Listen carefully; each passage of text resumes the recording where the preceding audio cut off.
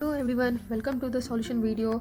आज हम लोग क्वेश्चन सॉल्व करेंगे। आई होप कि आप सभी ने मेरे कमेंट पोस्ट में जो भी क्वेश्चंस अपलोड किए थे मैंने उन सबको आपने ट्राई किया होगा खुद से, एंड उम्मीद है कि आप लोगों ने उसे एकदम सही सॉल्व किया होगा। तो चलिए बिना देर के हम इस अपने सॉल्यूशन वीडियो को स्टार्ट करते हैं। इसमें मैंने वो सारे क्वेश्चंस कवर किए हैं जो मैंने उसमें अपलोड किए थे और यहाँ पे हम इसका आंसर चेक करेंगे। तो पहला क्वेश्चन है हमारा, पहला हमें क्या कह रहा है, पहला हमें आइडेंटिफाई करने के लिए दे रहा है। पहले में हमें क्या कर रहा है, ABCD जो पॉइंट डायग्राम में दिए हुए हैं उसे हमें आइडेंटिफाई करना है। तो ए को अगर हम देखें तो ए पे जो ये पार्ट यहाँ दिखाई दे रहा है ये स्टेमन का पार्ट है। स्टेमन जो होता है बेसिकली दो पार्ट में डिवाइडेड होते हैं, एक जिसको हम एंथर कहते हैं और जो लॉन्ग सिलेंडर स्टॉक होते हैं उसको हम क्या कहते हैं, फिलामेंट।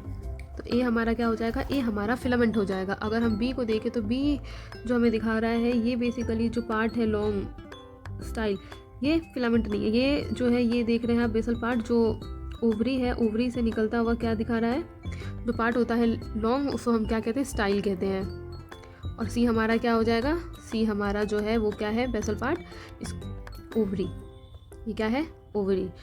एंड डी का जो पार्ट है, डी जो ऊपर का जो पार्ट दिख रहा है इसे हम क्या कहते हैं, जो स्टिकी पार्ट है वो स्टिग्मा है, जो पॉलिनेशन में क्या करता है, हेल्प करता है। तो हमारा ऑप्शन क्या हो जाएगा, हमारा फर्स्ट आंसर करेक्ट हो जाएगा। तो हमारा जो आंसर है वो फर्स्ट हो जाएगा। अगर हम दूसरी क्वेश्चन की तरफ मूव करें तो दूसरा क्वेश्चन हमारा क्या कहता है, दूसरा क्वेश्चन में अगेन हमें डायग्राम आइडेंटिफाई करना है। तो ये एनिमल किंगडम का बेसिकली पार्ट है, आप वहाँ से डायग्राम चेक करके इसको अच्छे से गेस कर सकते हैं। तो ये एनिमल किंगडम का पार्ट है, ठीक है। तो ये जो ए डायग्राम है ये किसका है, ये साइकून का है, इसको क्या कहेंगे, साइकून। एक मिनट, बी क्या है, बी जो है हमारा यू स्पॉन्जिया, और सी जो है वो क्या है, सी स्पॉन्जिला हो गया। तो कौन सा ऑप्शन करेक्ट होगा, ऑप्शन साइकून यू स्पॉन्जिया। स्पॉन्जिला किस में दिख रहा है, तो ये हमारा अगेन ऑप्शन 1 जो है वो करेक्ट आंसर हो जाएगा। अब हम अपने नेक्स्ट क्वेश्चन में मूव करें तो नेक्स्ट क्वेश्चन क्या था, नेक्स्ट क्वेश्चन में हमें मैच द फ्लोइंग करनी थी। तो मैचिंग करनी है, करेक्ट मैच बनाना है। तो अब क्या है, पहला है क्राई 1AB, दूसरा ये यूरिन है, ओके, यूरिन एनालिसिस, दूसरा है यूरिन एनालिसिस, तीसरा है रोजी, और चौथा है क्राई 2AB। और ऑप्शन में क्या दिया है, transgenic animal, corn borer, cotton bollworm, conventional method of diagnosis. तो करेक्ट ऑप्शन क्या होगा अगर हम देखें तो cry 1AB and cry 2AB ये बेसिकली बायोटेक्नोलॉजी का पार्ट है। तो आई होप आप लोगों ने अपना सिलेबस कंप्लीट किया होगा तो आपको इसका आंसर पता होगा। तो क्राई 1AB जो बेसिकली क्या करता है, क्राई 1AB जो है ये कंट्रोल करता है किसको, कॉर्न बोरर को, ठीक है। और यूरिन एनालिसिस हम किस में यूज़ करते हैं, यूरिन एनालिसिस हम कन्वेंशनल मेथड ऑफ डायग्नोसिस करने के लिए यूज़ करते हैं, ठीक है। और रोजी की बात करें तो रोजी क्या है, रोजी एक ट्रांसजेनिक एनिमल है। ट्रांसजेनिक एनिमल बेसिकली क्या होता है, ट्रांसजेनिक एनिमल वो होते हैं जिसके DNA को हम मैनिपुलेट करके उसमें हम फॉरेन DNA इंड्यूस करते हैं। क्राई 2AB क्या करता है, क्राई 2AB को हम यूज़ करते हैं कॉटन बॉलवॉर्म्स को कंट्रोल करने के लिए, ठीक है। तो ये क्या हो गया, डी का ऑप्शन, ठीक है। ये जो होगा ये डी हो गया, ये हमारा बी हो गया। एंड क्राई 2AB और साथ में जो क्राई 1AC होता है ये दोनों मिल करके कॉटन बॉलवॉर्म को कंट्रोल करते हैं, ठीक है। ये NCERT की लाइन है, आप चाहे तो आप देख सकते हैं, मैं आपके लिए यहाँ लेकर के आई हूँ ताकि किसी के मन में डाउट ना हो। तो यहाँ देख सकते हैं क्राई बेसिकली क्या है, क्राई जो होता है बेसिकली कोड नेम होता है, टॉक्सिन का क्या है, कोड नेम। एंड यहाँ जो है cry 1AC and cry 2AB क्या करते हैं, कंट्रोल करते हैं कॉटन बॉलवॉर्म्स को, और क्राई 1AB जो है कंट्रोल करता है कॉर्न बोरर को। आई होप आपके डाउट क्लियर होंगे। तो इसका जो हमारा जो थर्ड का आंसर है वो थर्ड का आंसर जो होगा हमारा कौन सा करेक्ट ऑप्शन है, तो ए का हमारा है 2। तो ए का 2 तो सभी में दिख रहा है, ये ए का 2 सभी में है, तो फोर्थ ऑप्शन तो नहीं है। और बी में क्या है, बी का हमारा आया 4, तो फोर्थ ऑप्शन एक में ही दिख रहा है, तो सेकंड हमारा करेक्ट आंसर है। ऐसे भी आप ऑप्शन को इवैल्यूएशन करके अपना आंसर निकाल सकते हैं। तो हमारा जो करेक्ट आंसर है वो 2 है। नेक्स्ट क्वेश्चन में अगर हम मूव करें तो नेक्स्ट क्वेश्चन हमारा है choose the correct order of the reproductive tract of a male human being. तो हमें बेसिकली क्या करना है, करेक्ट ऑर्डर फाइंड करना है मेल रिप्रोडक्टिव ऑर्गन का। तो क्या दिया है, rete testis, epididymis, vasa efferentia, urethra, vasa deferens. दूसरे में है rete testis, vasa efferentia, epididymis, vasa deferens, urethra. Third vasa efferentia, epididymis, vasa deferens, urethra, rete testis. And fourth one urethra, rete testis, vasa deferens, epididymis, vasa efferentia. तो ये दोनों तो option है ही नहीं, क्योंकि वासा एफ्रेंशिया तो एपिडाइडाइमिस, सबसे पहले तो रेटिटेस्टिस आएगा क्योंकि रेटिटेस्टिस सेमिफेरस ट्यूब्यूल का कलेक्टिव ट्यूब होता है, तो ये ऑप्शन तो नहीं है। एंड मेन अगर हम देखें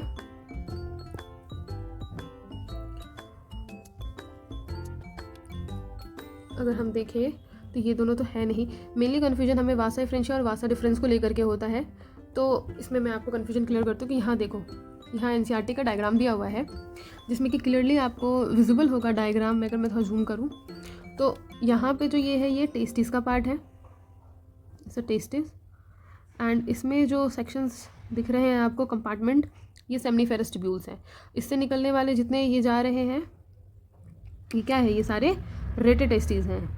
यहाँ रेटिटेस्टिस है, रेटिटेस्टिस अगेन मूव करता है तो ये क्या होता है वासा एफ्रेंशिया, और वासा एफ्रेंशिया से मिल के बनता है एपिडाइडाइमिस। ओके, तो ये हो गया हमारा एपिडाइडाइमिस। और एपिडाइडाइमिस जब क्रॉस करता है असेंडिंग ऊपर तो इसको हम क्या कहते हैं, वासा डिफरेंस।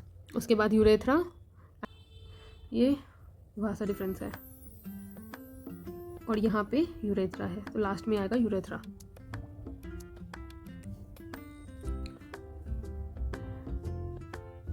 ठीक है, तो हमारा जो ऑप्शन क्या हो जाएगा, 2 करेक्ट हो जाएगा। क्या है, rete testis, then vasa efferentia, vasa efferentia से एपिडाइडाइमिस, फिर vasa deferens and then urethra.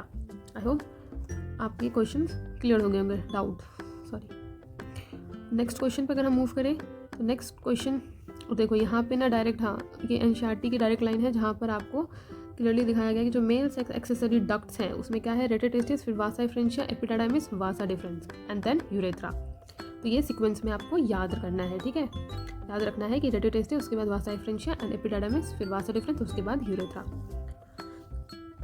Next question में मूव करें तो नेक्स्ट क्वेश्चन क्या कह रहा था, नेक्स्ट क्वेश्चन में है कि in India population crossed 1 billion mark in 2000, the probable reason for this are decline in. Question को समझते हैं, क्वेश्चन क्या कह रहा है कि इंडिया में 2000 के अराउंड हमने पॉपुलेशन रेंज जो है 1 बिलियन के अक्रॉस कर लिया था, तो इसमें किस चीज़ के कम होने की वजह से इस चीज़ को हमने अचीव किया था। मतलब बढ़ने का नहीं पूछ रहा, किस चीज़ के कम होने की वजह से हमने पॉपुलेशन को अचीव किया था।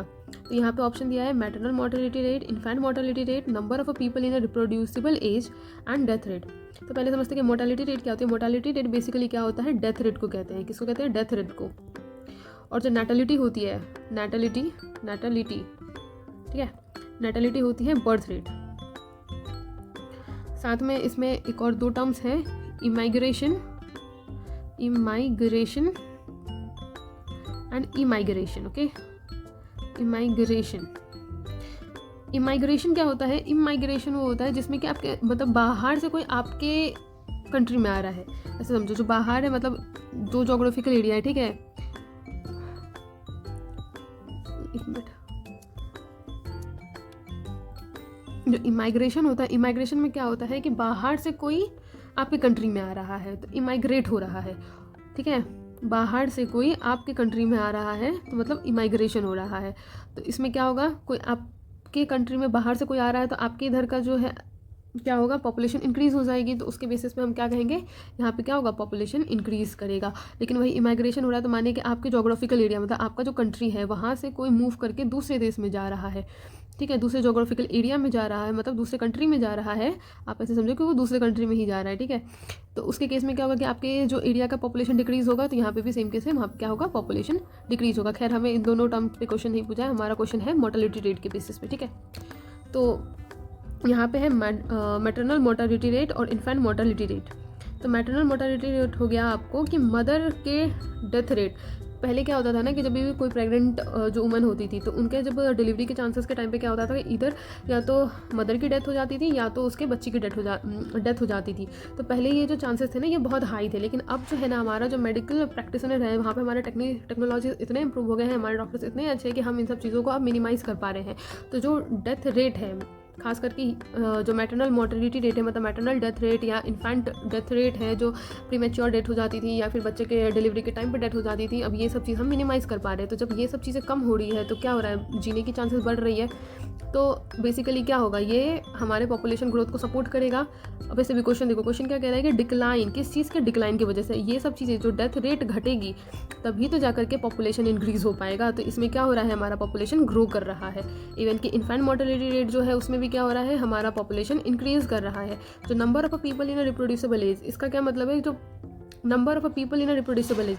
अब मानो कि जो रिप्रोड्यूसिंग एज वाले जो लोग हैं जो रिप्रोड्यूस कर सकते हैं, लेकिन उसी के नंबर में घटाव आ जाए, उनका नंबर डिक्रीज़ हो जाए, किसी भी कारणवश हो जाता है, मानो हेल्थ इश्यूज़ की वजह से या फिर कोई भी जो हेल्दी ह्यूमन है वो रिप्रोड्यूस नहीं कर पा रहे हैं। जब आप रिप्रोड्यूस नहीं कर पाओगे तो पॉपुलेशन ग्रोथ कैसे होगा, पॉपुलेशन ग्रोथ नहीं होगी तो यहाँ पे क्या होगा, पॉपुलेशन ग्रोथ नहीं होगा, तो ये डिक्लाइन करेगी। और जो डेथ रेट है, ऑब्वियसली जब इंसान की डेथ रेट कम हो जाएगी, जब इंसान कम मरेंगे तो पॉपुलेशन तो ऑटोमेटिक इंक्रीज़ कर जाएगा ना, क्योंकि बर्थ रेट भी इसको सपोर्ट करता है। ज़्यादा से ज़्यादा बच्चे जन्म रहे हैं और ज़्यादा से ज़्यादा लोग जो है कम मर रहे हैं, तो भी वो क्या करेंगे, पॉपुलेशन को इंक्रीज़ करेंगे। तो ऑप्शन में हमारा क्या हो जाएगा, option A, option B and option D, ये क्या कर रहे हैं, सपोर्ट कर रहे हैं। तो ये तो नहीं होगा, सी तो नहीं है, A B and D only option. Okay, तो आंसर क्या होगा, आंसर हमारा 3 करेक्ट हो जाएगा। ठीक है, आई होप आपको ये सॉल्यूशन वीडियो अच्छी लगी हो, तो प्लीज़ इसको ज़्यादा से ज़्यादा लाइक करना,